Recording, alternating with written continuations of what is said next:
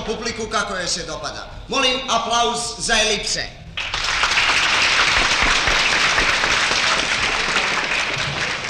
A sada aplauz za Narodni orkestar.